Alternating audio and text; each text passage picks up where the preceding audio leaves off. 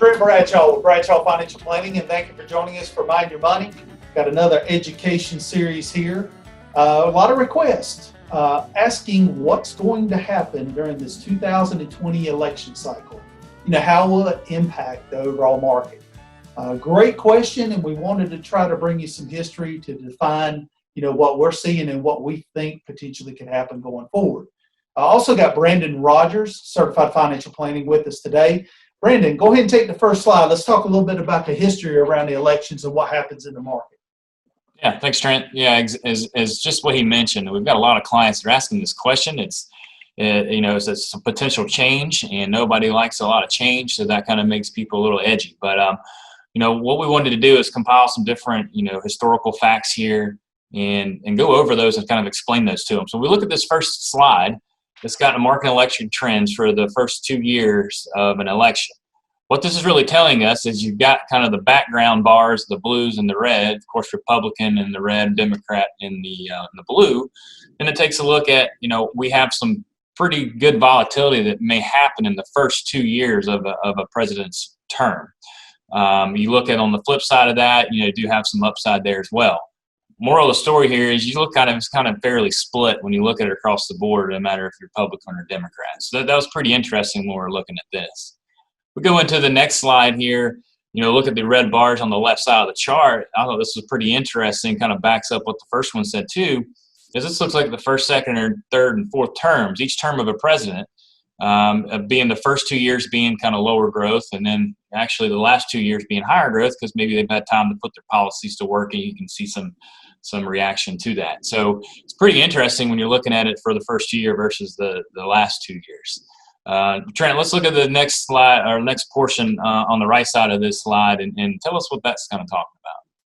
Yeah, really what the chart here is talking about, you'll see that the dark blue bars are the 2-year term right after they're elected, and then the light blue is the entire 4-year term.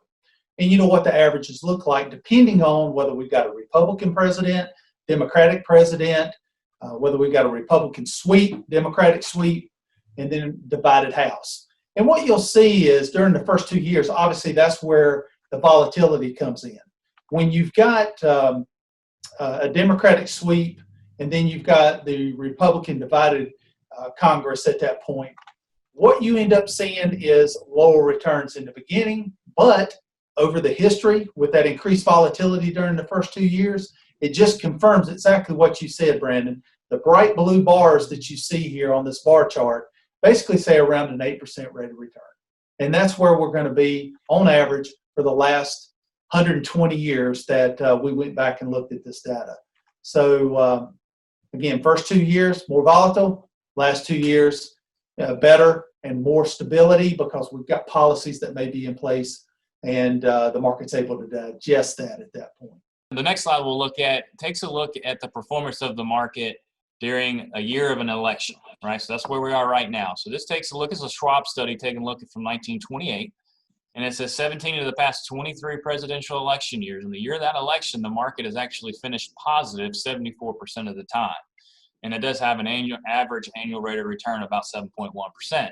So again, you're still seeing all of these numbers of 7 to 8% on average when you're looking at presidential elections over time. So I thought it was really interesting.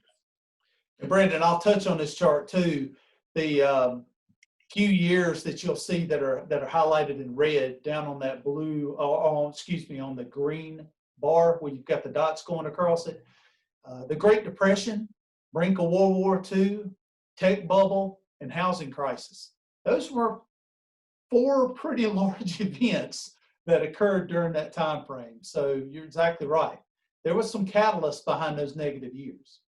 Yeah, then we kind of go to the next slide. This is kind of backing up some of the information we just looked at just from a different resource at Hightower. First off, we kind of look at, Biden wins, the Congress remains divided. This is the big thing I think that people need to focus on. Yes, it's important on who your president is and who the president is, who's the chief in the office basically, but more importantly, the market kind of looks at, the stability of the House versus the Senate. And the market likes the fact that if it stays split, they don't think many policies will get passed. So, president is important, but again, they're trying to look at how the House and the Senate looks like. So that's very important to look at. And prior charts also showed that as well. Another thing that a lot of people are kind of concerned about, if the Democrats were to take over, that you would see a market sell off in the market just because the tax rate's going up. Theory behind that is, again, if more money you're sending to the government in taxes, the less money as a personal individual has to spend. And same deal with the corporate side of the equation, right? Less money they have to maybe, buy other businesses, create more jobs, build other facilities, things of that nature. So that's kind of the fear that some people are looking at as far as the tax rates are concerned.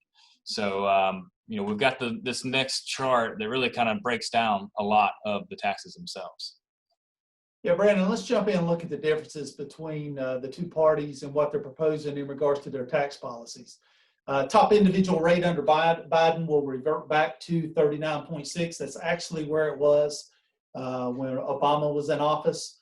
I think Trump is going to maintain the 37% level that we currently have right now. You'll see right below there, you mentioned this special small business tax rate. Biden's going to repeal it. Trump wants to maintain a 20% tax reduction and make it permanent. Basically, the theory behind that is more money in the pocket of businesses, the more jobs they can create. Whether that's true or not remains to be seen, but we'll see what happens going forward. Another big thing that we're looking at is the capital gains tax rate.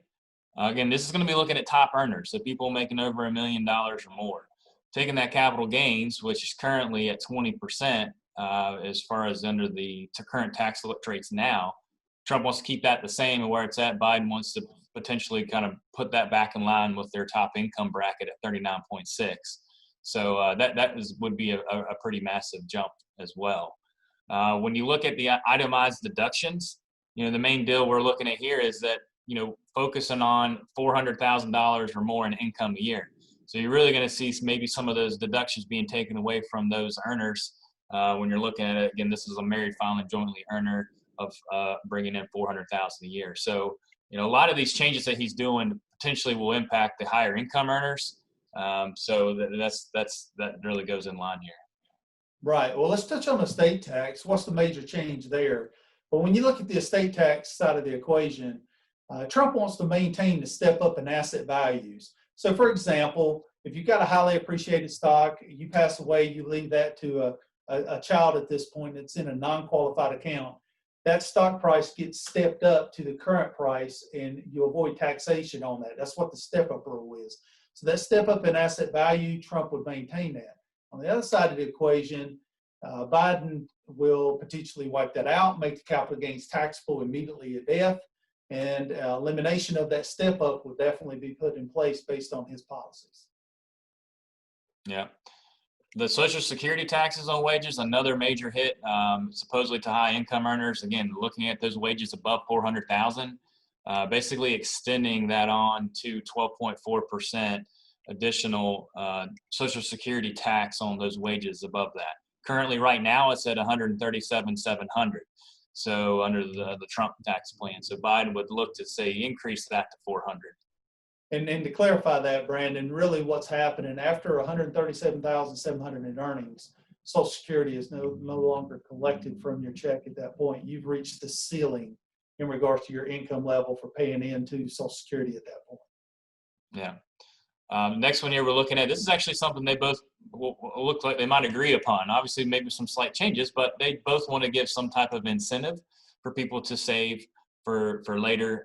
Again, the whole idea here is to, start paying yourself, saving for retirement down the road, so you don't have to solely depend on Social Security from that end. So I think that's pretty massive. I'm glad to see that at least both want to have some additional incentives for people to save from that end. Right. And then the last point on this chart talks about corporate minimum tax. And as you can see under Biden, 15% tax on corporate book profits, 100 million in income or more, whereas Trump has no proposal. So again, kind of reverting back to what you had talked about, if Biden wins and implements that policy, it could take additional capital out of corporations' hands to do acquisitions or even increase employment down the road. But again, all this is on paper. We don't know what's going to happen with the November election at this point. but a nice little summary of the history plus, what the tax rates will look. If you have any questions, feel free to give us a call, and we'd definitely be willing to help you with any questions you may have. Brandon, you want to touch on some final items? Yeah, I just wanted to look out there. I mean, there's obviously always some type of risk going on. You got your market risk, and then you got your tax rate risk, and you got your legislative risk. This election kind of has all that tied into it. So, again, a lot of reason for people to be kind of concerned and just kind of unknown about what's going to happen. So, we'll continue to try to keep everybody up to date as much as possible. But again, if anything else comes up, certainly give us a call. Reach out to us via email, phone call. Look at us on social media. We always want to be a resource for you. So thanks for joining us today. It's Brandon Rogers and Trent Bradshaw with Mind Your Money.